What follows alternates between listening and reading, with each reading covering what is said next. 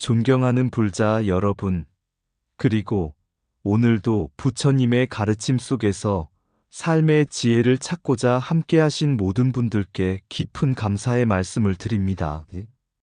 우리는 살아가면서 충성과 효도, 믿음과 용기, 그리고 올바른 삶의 길에 대해 끊임없이 고민하며 살아갑니다.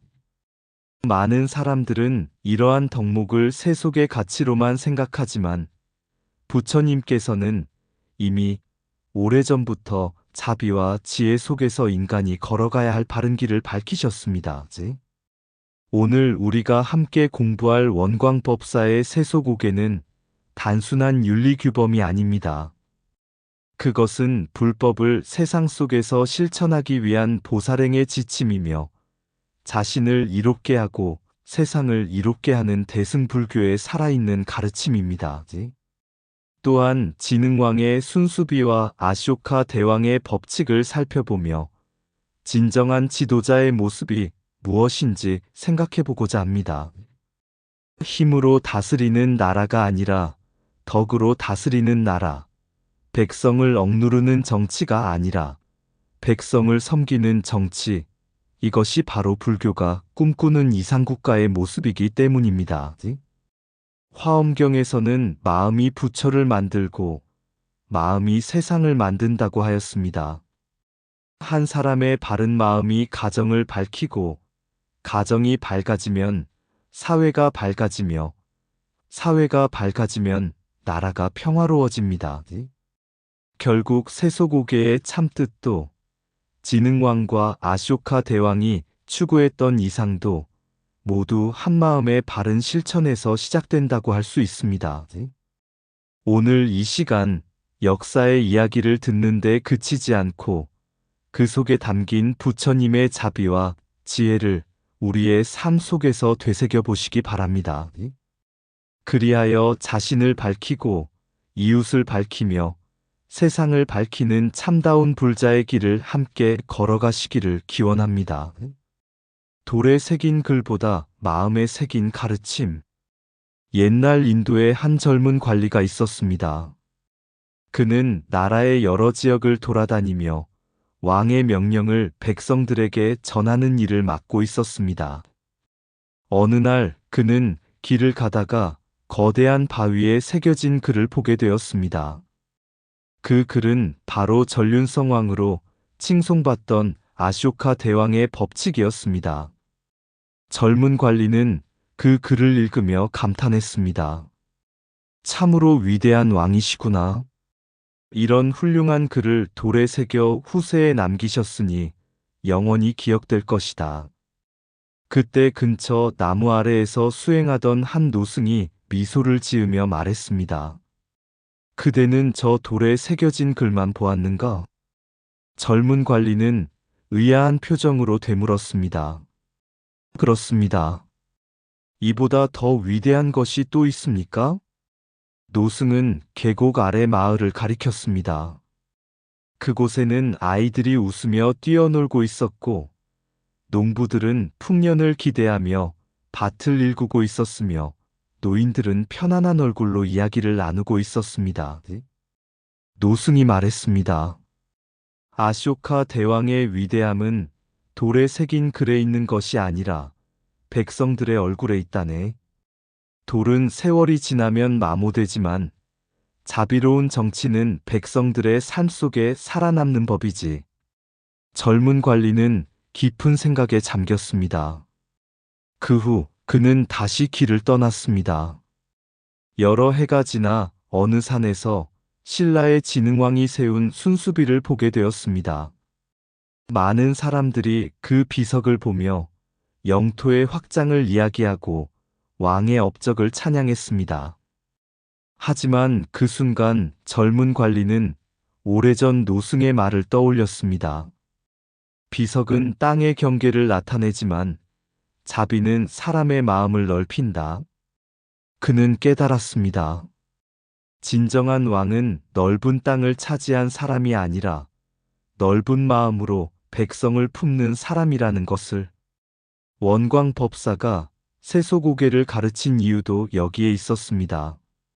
충성과 효도, 믿음과 용기는 단지 나라를 위한 덕목이 아니라 자기 욕심을 내려놓고 이웃과 세상을 이롭게 하는 보살의 실천이었던 것입니다. 그날 저녁 젊은 관리는 석양이 비치는 산길을 걸으며 조용히 합장했습니다. 돌에 새겨진 글은 언젠가 사라질지라도 자비를 실천하는 마음은 영원히 사라지지 않으리라. 부처님께서는 말씀하셨습니다. 마음을 잘 다스린 사람은 자신과 세상을 함께 이롭게 한다. 세소고개도, 아쇼카 대왕의 법칙도, 진흥왕의 순수비도 결국은 한 가지를 말하고 있습니다.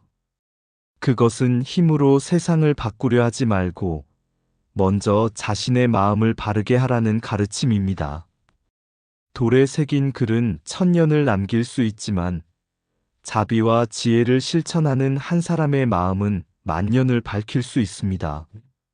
세소고개는 유불도 삼교 융합인가, 불교 사상인가, 원광법사가 들려준 5개의 등불 이야기.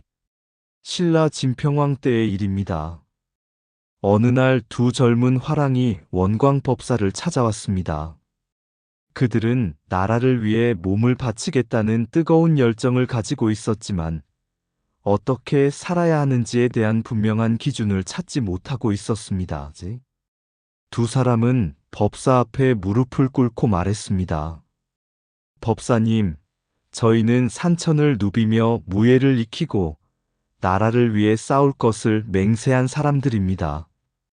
그러나 세상을 살아가는 바른 길이 무엇인지 가르쳐 주십시오. 원광법사는 잠시 눈을 감고 있다가 창밖을 가리켰습니다. 마침 해가 저물고 있었고 법당 안에는 5개의 등불이 켜져 있었습니다. 법사는 물었습니다. 저 등불들이 무엇으로 빛나고 있는지 아느냐? 화랑들은 대답했습니다. 기름으로 빛나고 있습니다. 법사는 고개를 저으며 말했습니다. 아니다. 저 등불은 마음으로 빛나고 있다. 두 화랑은 그 뜻을 이해하지 못했습니다. 그러자 원광법사는 첫 번째 등불을 가리켰습니다. 첫 번째 등불, 충. 나라를 사랑하는 마음을 충이라 한다. 그러나 불교에서 말하는 충은 임금 개인에게 맹목적으로 복종하는 것이 아니다. 법사는 다시 말했습니다. 나라가 있어야 백성이 편안하고 백성이 편안해야 수행도 가능하다. 그러므로 나라를 위한다는 것은 곧 중생을 위하는 것이다. 두 화랑은 고개를 끄덕였습니다. 충은 권력에 대한 충성이 아니라 중생을 향한 자비의 실천이라는 뜻이었습니다. 두 번째 등불, 효. 법사는 두 번째 등불을 가리켰습니다. 사람들은 효도를 유교의 가르침이라고만 생각하지만 부처님께서는 부모의 은혜를 하늘보다 높고 바다보다 깊다고 하셨다. 그리고 말씀하셨습니다. 부모에게 밥을 드리는 것도 효지만 부모가 바른 길을 가도록 돕는 것이 더 큰 효다. 화랑들은 부처님께서 어머니 마야 부인을 위해 도리천에 올라 설법하신 이야기를 떠올렸습니다. 불교의 효는 단순한 봉양이 아니라 부모를 깨달음으로 인도하는 자비의 실천이었습니다. 세 번째 등불, 신. 법사는 세 번째 등불을 바라보았습니다. 믿음은 모든 공덕의 어머니이다. 약속을 지키는 것은 사람 사이의 신이이지만 불교의 신은 그보다 깊다. 자신의 불성을 믿고 부처님의 가르침을 믿으며 인과를 믿는 것이다. 화랑들은 비로소 알았습니다. 세소고개의 신은 단순한 인간관계의 신이가 아니라 수행자의 신심이었던 것입니다. 네 번째 등불, 용. 이번에는 네 번째 등불이 흔들렸습니다. 산바람이 창틈으로 스며들고 있었기 때문입니다. 법사는 말했습니다. 진정한 용기는 남을 이기는 힘이 아니다. 분노를 참아내고 욕망을 다스리는 것이 더 큰 용기다. 그러면서 법구경의 가르침을 들려주었습니다. 1000번 전쟁에서 이기는 것보다 자기 자신을 이기는 것이 더 위대한 승리이다. 화랑들은 자신들이 익혀온 무예보다 마음을 다스리는 수행이 더 어렵다는 사실을 깨달았습니다. 5번째 등불, 개. 마지막 등불을 가리키며 원광법사는 조용히 말했습니다. 계율은 사람을 묶는 쇠사슬이 아니다. 계율은 마음을 보호하는 울타리다. 등불이 바람에 꺼지지 않는 것은 등잔이 있기 때문입니다. 마찬가지로 수행자의 삶도 계율이 있어야 흔들리지 않습니다. 살생을 삼가고 거짓을 멀리하고 탐욕을 다스리는 것은 자신을 억압하는 일이 아니라 자신을 지키는 일이라는 것이었습니다. 5개의 등불이 하나가 되다. 원광법사는 마지막으로 5개의 등불을 모두 바라보게 했습니다. 충과 효와 신과 용과 계는 따로 있는 것이 아니다. 이 5가지는 모두 자비와 지혜라는 하나의 불빛에서 나온 것이다. 그 순간 화랑들은 깊은 깨달음을 얻었습니다. 그들이 찾고 있던 삶의 길은 유교도 아니고 도교도 아니었습니다. 원광법사가 전해준 가르침은 부처님의 자비와 보살의 원력을 세상 속에서 실천하는 길이었습니다. 그날 산문을 내려가는 화랑들의 발걸음은 전보다 훨씬 가벼웠습니다. 무예를 익히는 이유도, 나라를 지키는 이유도, 부모를 공경하는 이유도, 약속을 지키는 이유도 모두 하나였습니다. 바로 자신만을 위한 삶이 아니라 모든 중생과 함께하는 삶을 살아가기 위해서였습니다. 세소고개는 5개의 규칙이 아니라 보살행의 5가지 실천입니다. 충은 중생을 위한 책임이며, 효는 은혜에 대한 보답이며, 신은 불법에 대한 믿음이며, 용은 번뇌를 이기는 힘이며, 계는 깨달음을 지키는 울타리입니다. 그래서 원광법사의 세소고개는 단순한 세속윤리가 아니라 세상 속에서 불법을 실천하는 제가보살의 수행지침이라 할 수 있습니다.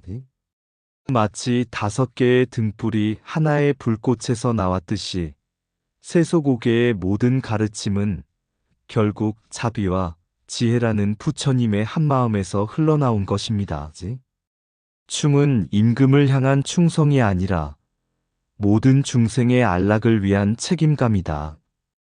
효는 부모를 섬기는 데서 끝나지 않고 부모를 진리의 길로 인도할 때 완성된다. 믿음은 남을 신뢰하는 마음에서 시작되지만 자신의 불성을 믿을 때 꽃을 피운다. 참된 용기는 남을 꺾는 힘이 아니라 자신의 탐욕과 분노를 다스리는 힘이다. 계율은 자유를 빼앗는 굴레가 아니라 깨달음을 지켜주는 울타리이다. 한 나라를 지키는 힘은 칼끝에서 나오지 않고 자비로운 마음에서 비롯된다. 세소고개의 5덕목은 서로 다른 길이 아니라 보살행으로 이어지는 한 길이다. 부처님의 가르침은 산중에만 머물지 않고 세상 속 실천이 될 때 빛난다. 충과 효와 신의 뿌리를 찾아가면 결국 자비와 지혜의 샘에 이른다. 1000번의 전쟁에서 승리하는 것보다 한 번 자신의 번뇌를 이기는 것이 더 위대하다. 자신을 다스리지 못하는 사람은 세상을 다스릴 수 없고, 마음을 다스린 사람은 세상을 밝힐 수 있다. 화랑의 칼은 나라를 지켰지만 원광법사의 가르침은 그들의 마음을 지켰다. 진정한 수행자는 법당 안에서만이 아니라 삶의 모든 자리에서 계율을 실천한다. 보살의 길은 특별한 곳에 있지 않다. 부모를 공경하고 약속을 지키는 일상 속에 이미 존재한다. 세속옥에는 5개의 규범이 아니라 중생을 향한 자비가 세상 속에서 걸어가는 5걸음이다. 원광법사의 세속옥에는 세상을 떠나기 위한 가르침이 아니라 세상 속에서 부처님의 마음으로 살아가기 위한 보살의 실천서이다. 진흥왕의 순수비와 불교적 국가 경영. 하늘에 닿는 비석보다 사람의 마음에 세운 비석. 신라 진흥왕이 나라를 다스리던 시절의 일입니다. 진흥왕은 젊고 용맹한 군주였습니다. 그는 한강 유역을 확보하고 북쪽으로 영토를 넓히며 신라를 강국으로 성장시켰습니다. 그러나 진흥왕의 마음속에는 늘 한 가지 질문이 자리하고 있었습니다.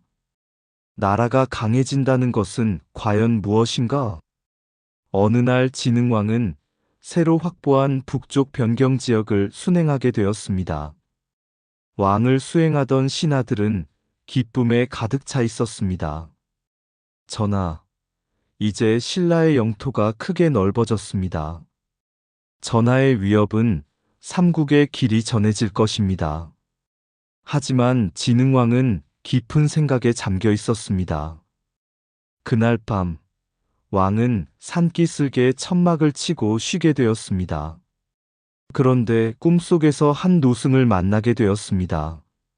노승은 산 정상에 우뚝 선 바위를 가리키며 물었습니다.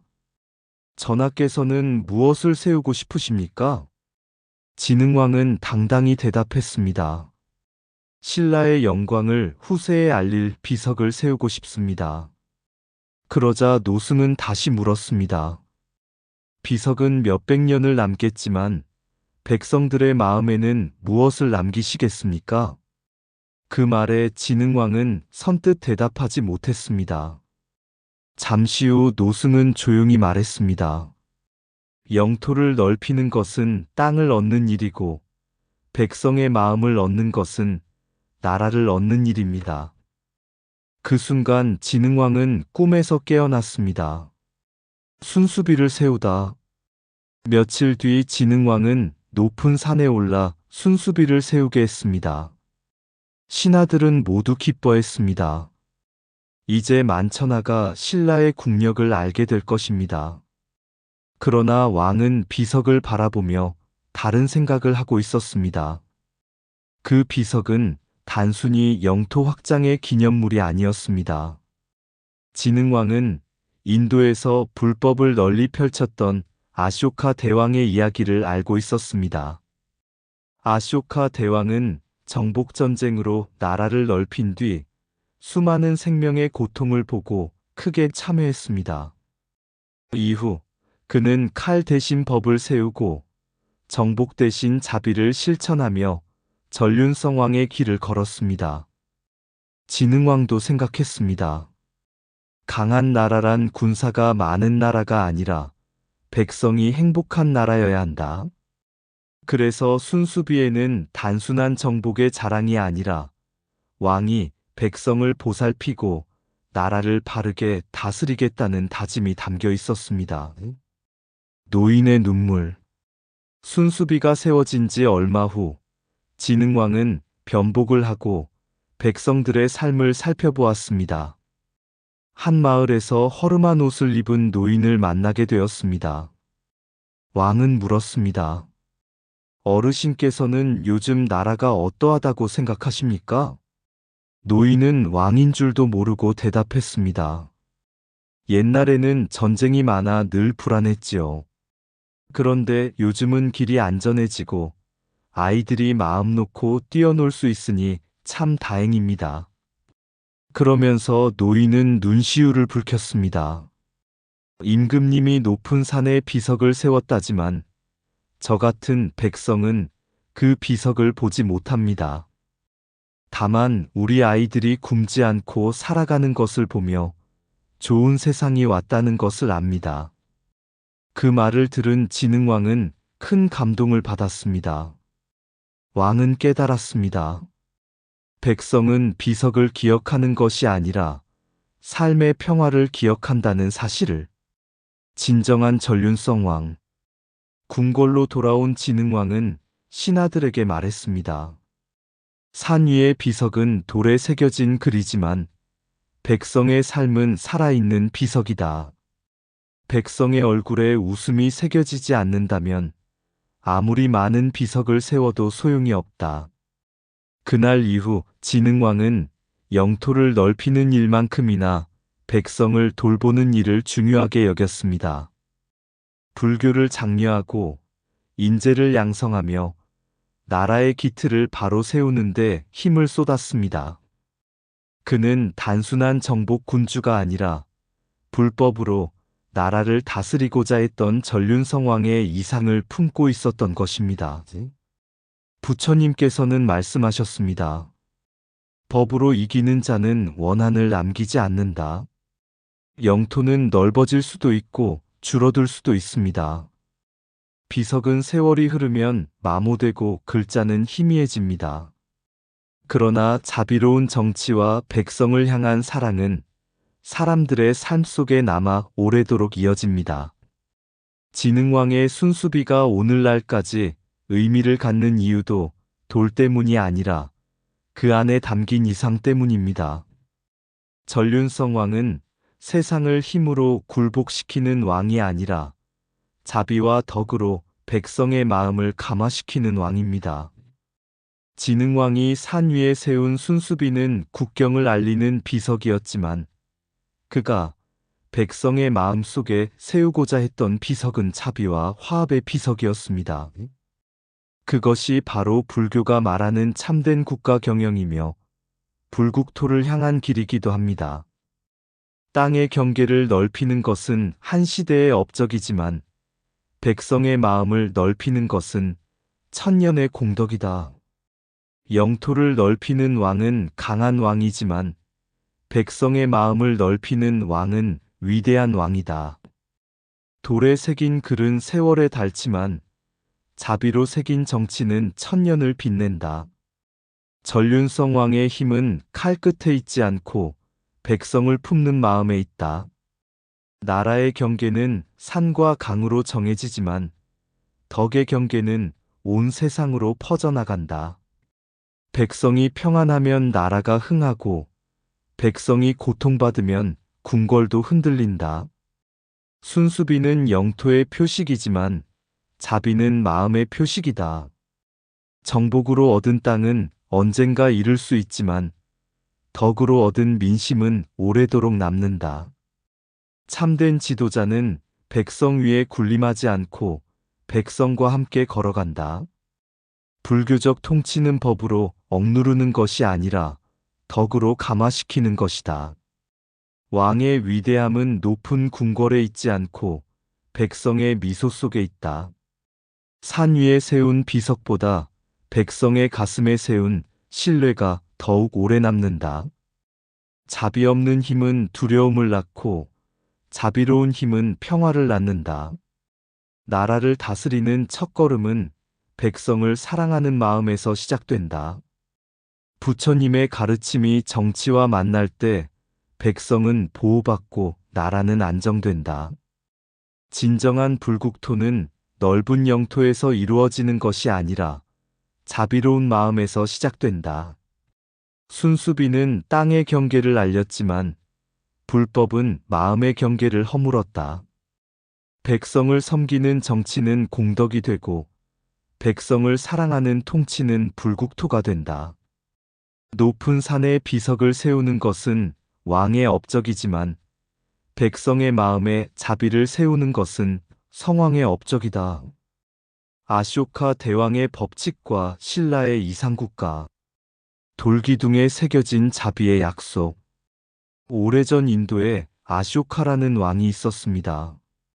그는 젊은 시절 수많은 전쟁에서 승리한 정복자였습니다. 나라의 영토는 날마다 넓어졌고 그의 이름을 모르는 사람이 없었습니다. 사람들은 그를 위대한 왕이라 불렀습니다. 그러나 어느 날 칼린가 전쟁이 끝난 들판에 서 있던 아쇼카는 승리의 기쁨을 느끼지 못했습니다. 들판에는 전사한 병사들이 누워 있었고 가족을 잃은 백성들의 울음소리가 바람을 타고 들려왔습니다. 아쇼카는 말에서 내려 한 아이 곁에 앉았습니다. 아이는 전쟁으로 부모를 잃고 울고 있었습니다. 왕은 그 모습을 바라보다가 조용히 중얼거렸습니다. 내가 얻은 것이 무엇이며 내가 잃은 것이 무엇인가? 그날 밤 그는 잠을 이루지 못했습니다. 수많은 성을 얻었지만 사람들의 눈물을 얻었다는 사실이 그의 마음을 무겁게 짓눌렀습니다. 한 노승의 가르침. 며칠 후 아쇼카는 한 노승을 찾아갔습니다. 왕은 물었습니다. 나는 천하를 얻었는데도 마음이 괴롭습니다. 왜 그런 것입니까? 노승은 작은 연꽃 한 송이를 보여주었습니다. 전하, 이 꽃은 무엇으로 피어났습니까? 진흙에서 피어났겠지요. 그렇습니다. 그러나 연꽃은 진흙을 닮지 않습니다. 노승은 이어 말했습니다. 왕도 마찬가지입니다. 전쟁과 욕망의 진흙 속에 있더라도 자비의 꽃을 피울 수 있습니다. 그 말은 아쇼카의 가슴을 깊이 울렸습니다. 그는 그날부터 칼보다 법을, 정복보다 자비를 선택하기 시작했습니다. 돌기둥에 새긴 약속. 아쇼카는 나라 곳곳에 거대한 돌기둥과 바위 비문을 세우게 했습니다. 신하들은 의아해했습니다. 전하, 승전 기록을 남기시려는 것입니까? 그러자 아쇼카는 고개를 저었습니다. 아니다. 나는 백성을 사랑하라는 가르침을 남기고자 한다. 그렇게 해서 만들어진 것이 바로 마의 14장 법칙이었습니다. 그 비문에는 이런 뜻이 담겨 있었습니다. 모든 생명을 존중하라. 부모를 공경하라. 거짓과 탐욕을 멀리하라. 종교가 다르다고 미워하지 말라. 백성을 자식처럼 돌보라. 아쇼카는 자신이 부처님의 제자임을 숨기지 않았지만 다른 종교를 박해하지도 않았습니다. 그는 알고 있었습니다. 강제로 굴복시킨 마음은 오래가지 못하지만 자비로 감화된 마음은 오래 남는다는 것을. 성질을 지키는 왕. 어느 날 아쇼카는 부처님께서 태어나신 룸비니를 찾았습니다. 그는 그 땅에 무릎을 꿇고 예배를 올렸습니다. 그리고 말했습니다. 이곳은 인류의 스승께서 오신 곳이다. 왕은 그 지역 백성들에게 과도한 세금을 거두지 못하도록 명령했습니다. 부처님께서 걸으셨던 길을 보호하고 수행자들이 편히 정진할 수 있도록 했습니다. 신하들은 물었습니다. 전하, 왜 이렇게까지 하십니까? 아쇼카는 미소를 지으며 대답했습니다. 성지는 돌과 흙으로 이루어진 땅이 아니다. 그곳은 사람들의 마음에 깨어남을 일으키는 장소이다. 신라로 이어진 씨앗. 세월이 흘러 수백 년이 지나자 아쇼카의 이름은 인도를 넘어 먼 동쪽까지 전해졌습니다. 신라의 왕들과 고승들은 그의 이야기를 들으며 깊은 감명을 받았습니다. 그들은 생각했습니다. 왕이란 백성 위에 군림하는 사람이 아니라 백성을 보호하는 사람이어야 한다. 나라의 힘은 군사력만이 아니라 백성의 행복에서 나온다. 이러한 정신은 진흥왕의 순수비와 원광법사의 세소고개, 그리고 신라가 꿈꾸었던 불국토 사상 속으로 스며들었습니다. 아쇼카가 인도에서 뿌린 자비의 씨앗은 먼 훗날 신라의 산하에서도 꽃을 피운 것입니다. 이야기 속에 담긴 불교의 진리. 부처님께서는 말씀하셨습니다. 원한은 원한으로 없어지지 않고 오직 자비로서 사라진다. 아쇼카 대왕은 전쟁에서 승리한 뒤에야 진정한 승리가 무엇인지를 깨달았습니다. 그것은 남을 이기는 승리가 아니라 자신의 탐욕과 분노를 이기는 승리였습니다. 마의 14장 법칙도, 성지 보호 정책도, 감세 정책도 결국 한 가지를 말하고 있습니다. 정치는 백성을 다스리는 기술이 아니라 백성을 사랑하는 실천이라는 것. 불교가 꿈꾸는 이상국가는 힘이 강한 나라가 아니라 자비가 살아있는 나라입니다. 세금은 백성을 위한 것이어야 하고, 법은 백성을 보호하기 위한 것이어야 하며, 권력은 백성을 섬기기 위한 것이어야 합니다. 그래서 아쇼카 대왕의 위대함은 거대한 제국을 건설한 데 있지 않습니다. 그는 사람들의 마음속에 자비의 기둥을 세웠고, 백성들의 삶 속에 평화의 씨앗을 심었습니다. 전쟁으로 얻은 땅은 세월이 빼앗아 가지만 자비로 얻은 마음은 영원히 남는다. 아쇼카 대왕은 돌기둥을 세웠지만 부처님의 가르침은 사람들의 가슴에 불국토를 세웠다. 백성을 사랑하는 정치가 곧 보살행이며 자비로 다스리는 나라가 곧 불국토이다. 전쟁은 땅을 얻을 수 있지만 자비는 사람의 마음을 얻는다. 가장 위대한 정복은 천하를 얻는 것이 아니라 자신의 탐욕을 이기는 것이다. 칼로 세운 제국은 무너지지만 자비로 세운 나라는 오래도록 남는다. 백성을 사랑하는 마음이 없는 권력은 그림자와 같고 자비가 있는 권력은 등불과 같다. 성지를 보호하는 것은 땅을 지키는 일이 아니라 깨달음의 씨앗을 지키는 일이다. 법은 백성을 억누르기 위해 존재하는 것이 아니라 백성을 보호하기 위해 존재한다.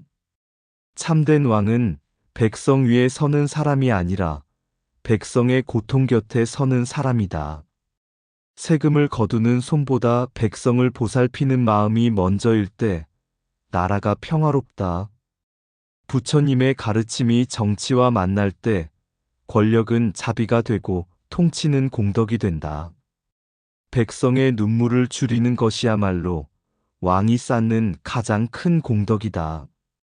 한 사람의 깨달음은 자신을 밝히고 한 왕의 자비는 온 나라를 밝힌다.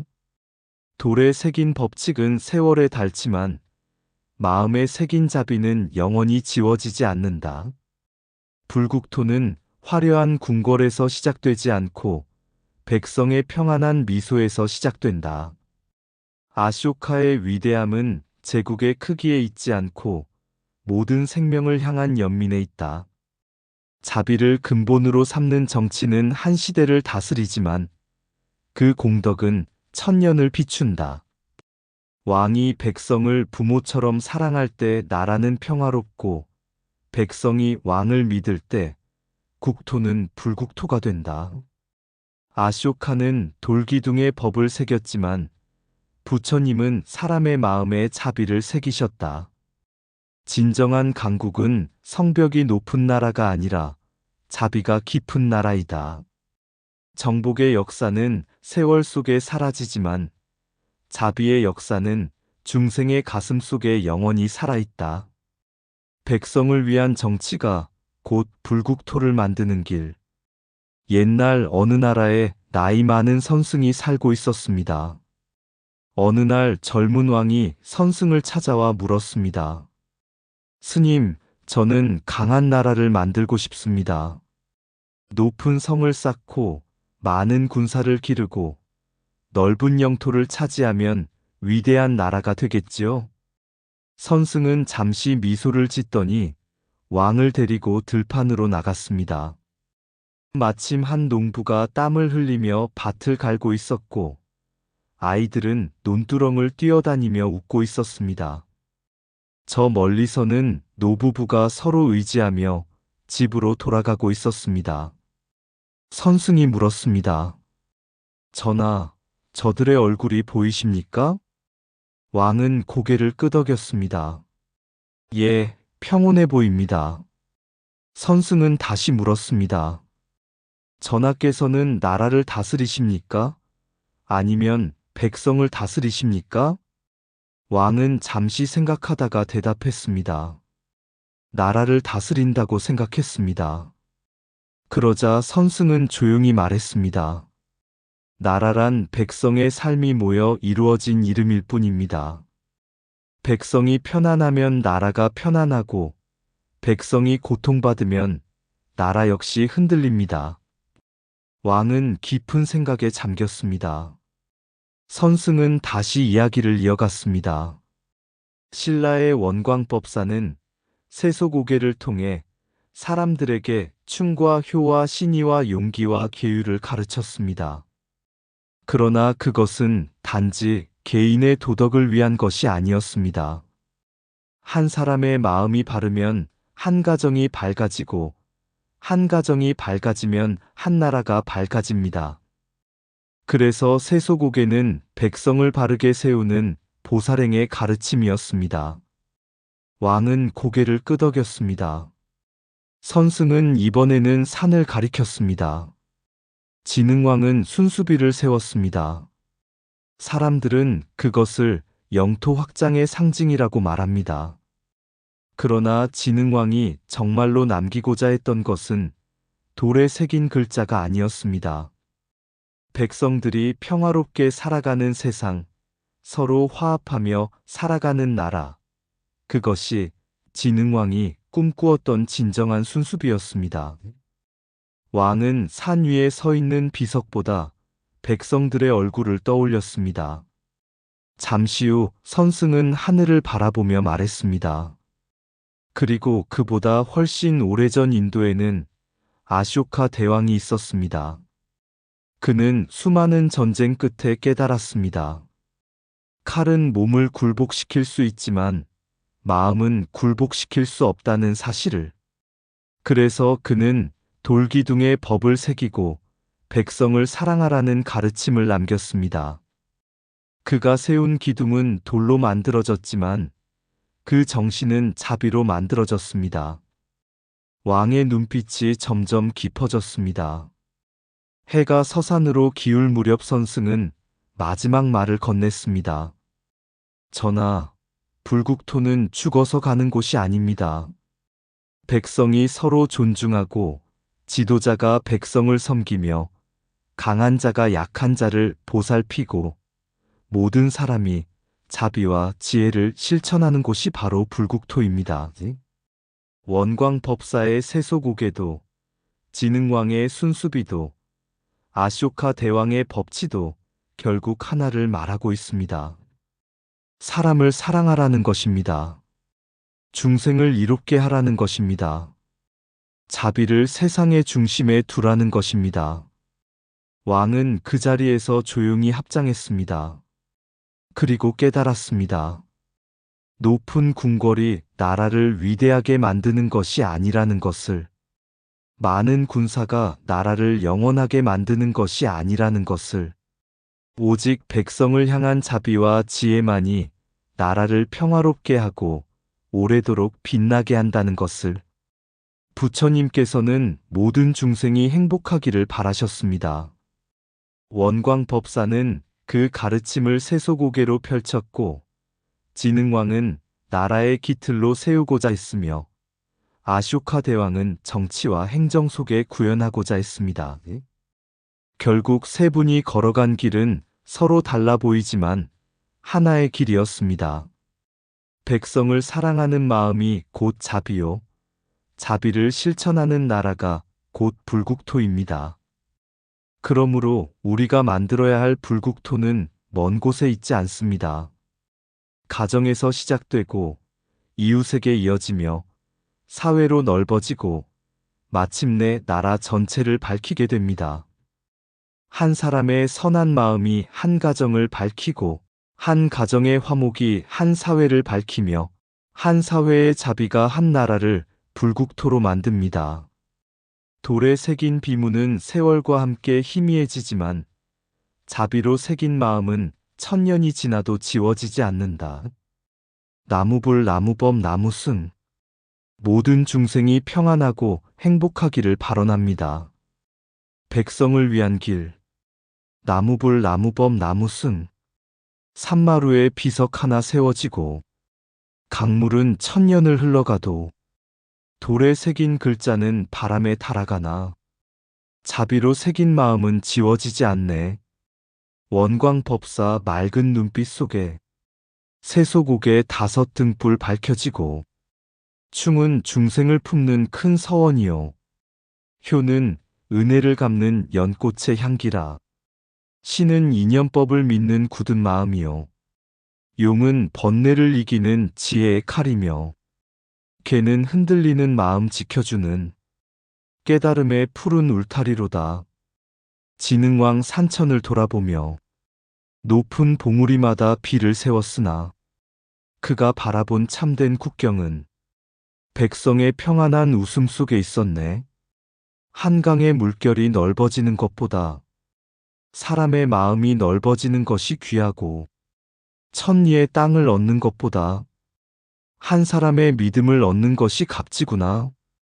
아쇼카 대왕 들판에 서서 승리의 함성보다 울음소리를 들었네. 칼이 남긴 상처를 바라보며 권력의 덧없음을 깨닫고 돌기둥마다 법을 새겨 자비의 씨앗을 세상에 뿌렸네.